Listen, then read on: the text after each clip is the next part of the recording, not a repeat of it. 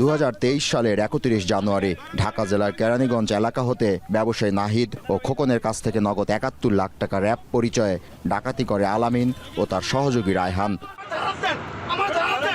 মূলত মুরগি ব্যবসা ও ব্যক্তিগত গাড়ি চালকের ছদ্মবেশে দেশব্যাপী তারা ডাকাতির কাজে জড়িত ছিল।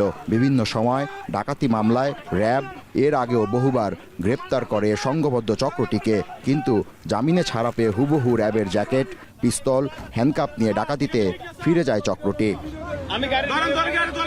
এক পর্যায়ে শুক্রবার রাত 8টায় র্যাবের দল দেশের বিভিন্ন স্থানে অভিযান পরিচালনা করে। সবশেষ রাজধানীর ডেমরা এলাকা হতে আইন শৃঙ্খলা বাহিনীর পোশাক, থানা হতে লুট হওয়া 2 সেট হ্যান্ডকাপ, একটি বিদেশি পিস্তল, ম্যাগাজিন, অ্যামুনেশন, মাইক্রোবাস, র্যাবের জ্যাকেট ও ওয়াকিটকি সেট সহ 2 জন ডাকাতকে গ্রেপ্তার করে র্যাব। শনিবার সকালে কাউরান বাজারে অবস্থিত র্যাব মিডিয়া সেন্টারে এ সংক্রান্ত একটি ব্রিফিং করে র্যাবের লিগ্যাল অ্যান্ড মিডিয়া উইং। এ সময় পরিচালক জানান, আলামিনের বিরুদ্ধে বিভিন্ন সময়ে অপরাধ কার্যক্রমে 8টি মামলা রয়েছে। চক্রটি চিহ্নিত সন্ত্রাসী ও ডাকাত দল।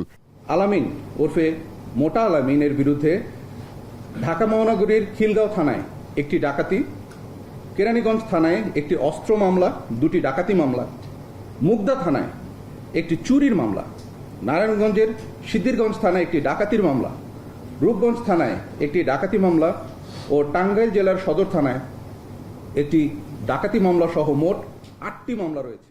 এ সময় তিনি বলেন, আইন শৃঙ্খলা নিয়ন্ত্রণে এ বাহিনীর অভিযান চলমান থাকবে। অপরাধীদের বিরুদ্ধে আরও কঠোর হবে র্যাব। এরকম একটা ঘটনা সংঘটিত হয়েছে, সেটা আমরা সাথে সাথেই ছায়া তদন্ত শুরু করেছি। আমরা আশাবাদী ইনশাল্লাহ এর সাথে জড়িত যারা আছে তাদেরকে আমরা খুব শীঘ্রই আইনের আওতায় আনতে সক্ষম হব ইনশাল্লাহ। মাথা চারা দেওয়া সন্ত্রাসী গ্রুপের তালিকা তৈরি হচ্ছে বলেও ব্রিফিংয়ে জানানো হয়। বিষয়টি যেহেতু এখনো জাবেদ আব্দুল্লাহ, এখন, ঢাকা।